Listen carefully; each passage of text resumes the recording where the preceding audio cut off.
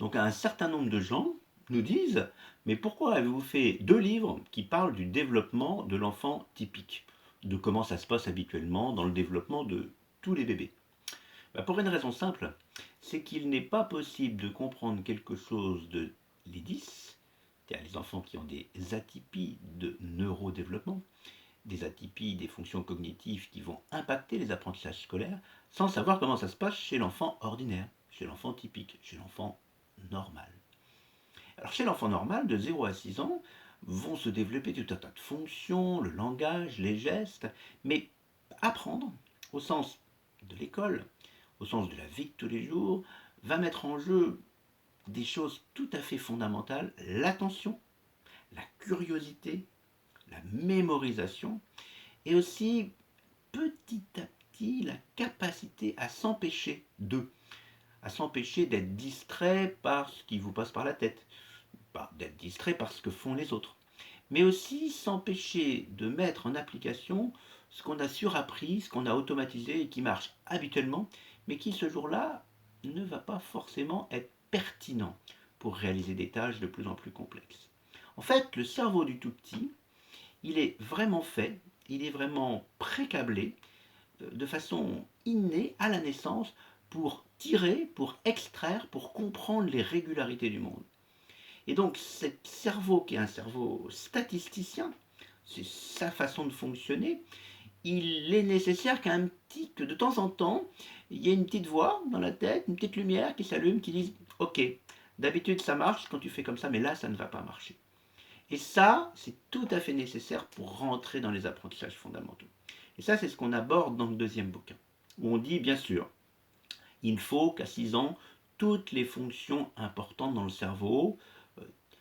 extraire les régularités du monde, l'attention, la curiosité, la mémoire, il faut que ça fonctionne, mais il faut en plus de la motivation. La motivation qui vient de l'enfant, la motivation qui est apportée par les adultes, sous forme de petites récompenses le plus souvent, ça marche mieux que les punitions. Mais à un moment donné, l'écriture, le calcul, là, ça va poser problème parce que le cerveau des humains n'est pas prêt pour ces apprentissages qui sont des apprentissages récents à l'échelle de l'évolution de l'homme. Et donc le deuxième bouquin explique précisément comment s'approprier la notion de nombre, comment s'approprier le codage du langage oral en langage écrit. Eh bien, c'est pas si simple que ça.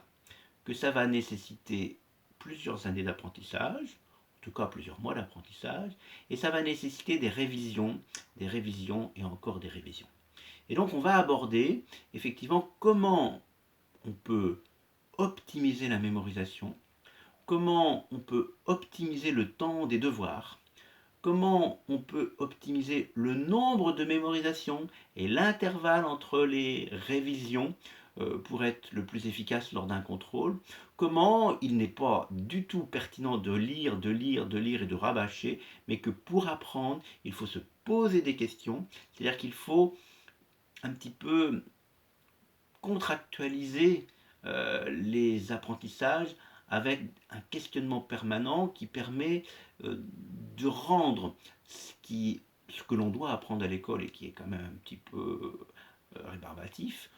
plus intéressant. En se posant des questions, on sait ce qu'on sait, on sait ce qu'on ne sait pas encore, et donc ça améliore la capacité d'apprentissage.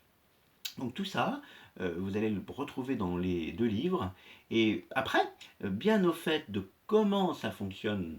le cerveau des enfants au développement typique, pour les enseignants, ça vous permettra d'adapter votre enseignement. Et puis pour les professionnels de l'évaluation et du soin, ça vous permettra d'être en permanence à faire des allers-retours entre comment ça se passe d'habitude et comment là ça se passe pas bien lorsqu'il y a une anomalie neurodéveloppementale.